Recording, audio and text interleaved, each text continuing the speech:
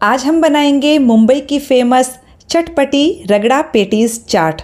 बहुत ही टेस्टी लगती है। बनाने का तरीका एकदम आसान। पूरी रेसिपी मैंने शेयर की है चटनियों के साथ, तो आप इसे ज़रूर ट्राई कीजिएगा।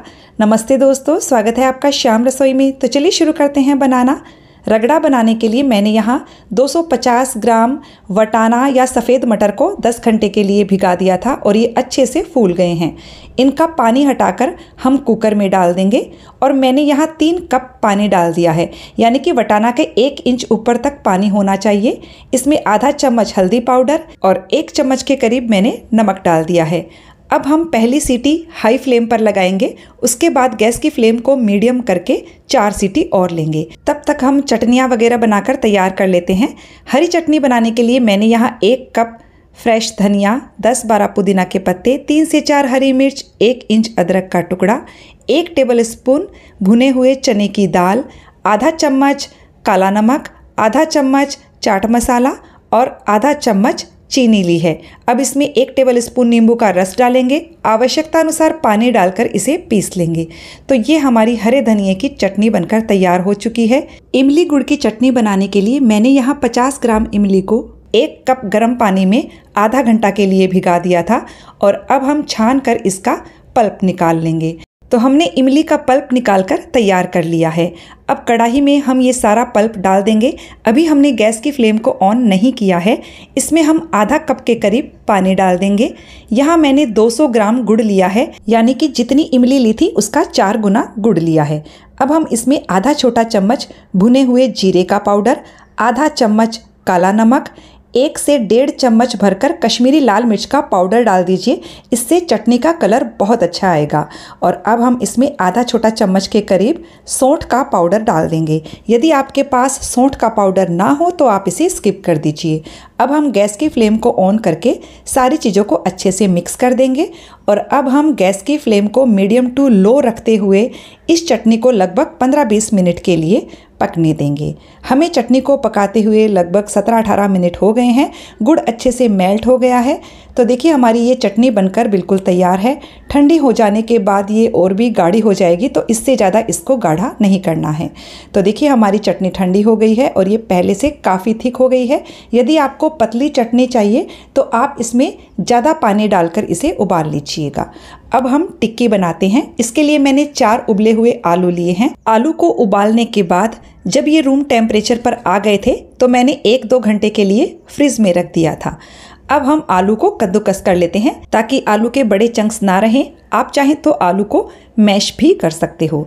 आलू को हमने कद्दूकस कर लिया है। अब हमने यहाँ 4 ब्रेड को उसके किनारे कट करके पीस लिया था। इसमें हम ये सारे ब्रेड क्रम्स डाल देते हैं और अब सारे सूखे मसाले भी मिला दीजिए। आधा चम्मच लाल मिर्च का पाउडर लिया है, आधा चम्मच के करीब नमक लिया है, या नमक आप अपने स्वाद के हिसाब से ले सकते हो। आधा चम्मच आमचूर का पाउडर, 1 इंच अदरक का टुकड़ा लिया है जिसे हम कद्दूकस करके डालेंगे। 1 से 2 बारीक कटी हुई हरी मिर्च, बारीक कटा हुआ हरा धनिया डाल दीजिए और अब हम इसमें आधा छोटा चम्मच के करीब चाट मसाला डाल देंगे और सारी चीज़ों को बढ़िया से मिक्स करके इसका एक डो जैसा तैयार कर लेंगे। यदि आप इसमें ब्रेड क्रम्स ना डालना चाहें तो आप पोहा भी डाल सकते हो।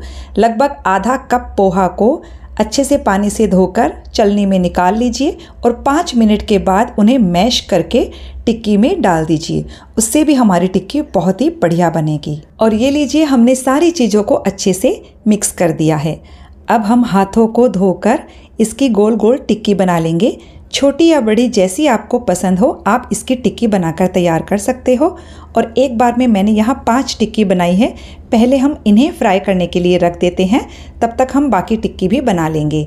मैंने यहाँ 2-3 टेबल स्पून तेल लिया है और इसे अच्छे से फैला लीजिए। गैस की फ्लेम को मीडियम रखिएगा। तो ये 5 टिक्की मैं इसमें रख देती हूँ और इन्हें लगभग 4 से 5 मिनट के लिए मीडियम फ्लेम पर फ्राई होने दीजिए। तब हम इन्हें पलटकर देखेंगे, तब तक इन्हें टच नहीं करना है। तो लगभग 5 मिनट हो गए हैं तो हम इन्हें पलट लेते हैं। ये देखिए अच्छा सा गोल्डन ब्राउन कलर आ गया है। इसी तरह से हम दूसरी साइड भी इन्हें गोल्डन ब्राउन होने तक फ्राई कर लेंगे। तो दूसरी साइड से भी हम चेक कर लेते हैं। ये देखिए दूसरी साइड से और भी अच्छा गोल्डन कलर आया है, तो हम पहली साइड से थोड़ा सा इसे और फ्राई कर लेते हैं। तो मैं इसे 2 मिनट के लिए और फ्राई कर लेती हूँ और ये लीजिए 2 मिनट हमने और फ्राई किया और हमारी ये टिक्की बनकर बिल्कुल तैयार हो चुकी है। तो हम इन्हें एक प्लेट में निकाल लेते हैं। इसी तरह से हम सारी टिक्की बना लेंगे। तो चलिए अब हम रगड़ा बना लेते हैं। कुकर में से प्रेशर पूरी तरह से निकल गया था और पहले हम वटाना को चेक कर लेते हैं अच्छे से गला कि नहीं। और ये देखिए मैशी सा होना चाहिए ये। अब हम इसमें एक तड़का लगाएंगे। इसके लिए मैंने कढ़ाई में 1 टेबल स्पून तेल लिया है। इसमें आधा चम्मच जीरा और 2 पिंच हींग डाल देंगे। साथ ही 1 हरी मिर्च डाल देंगे बारीक कटी हुई। इन्हें हल्का सा फ्राई कर लेंगे।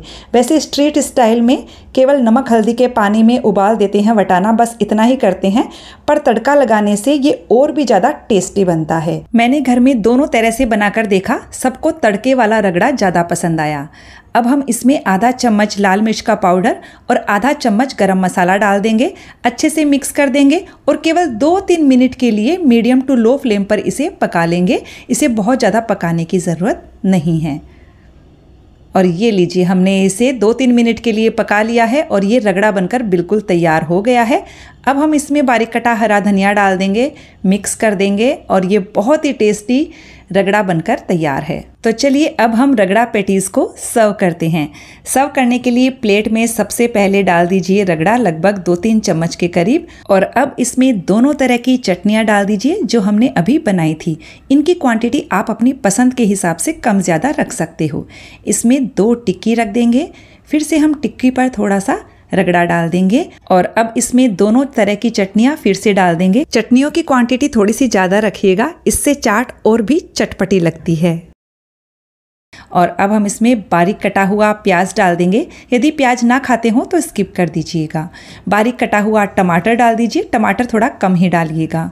और अब हम इसमें बारीक कटी हुई हरी मिर्च डाल देंगे। यहाँ पर मेरे पास भुना हुआ जीरे का पाउडर है। जीरे को बस तवे पर भूनकर पीस लिया था, वही पाउडर इस्तेमाल किया है। अब हम इसमें थोड़ा सा कश्मीरी लाल मिर्च का पाउडर डाल देंगे। थोड़ा सा काला नमक डाल दीजिए और इसमें थोड़ा सा चाट मसाला डाल दीजिए। अब हम इसमें बारीक कटा हुआ हरा धनिया डाल देंगे। और यहाँ मेरे पास अनार के दाने हैं। अनार के दाने डालना बिल्कुल ऑप्शनल है, पर इससे चाट देखने में भी सुंदर लगती है और खाने में जब बीच बीच में अनार के दाने आते हैं तो बहुत अच्छा लगता है।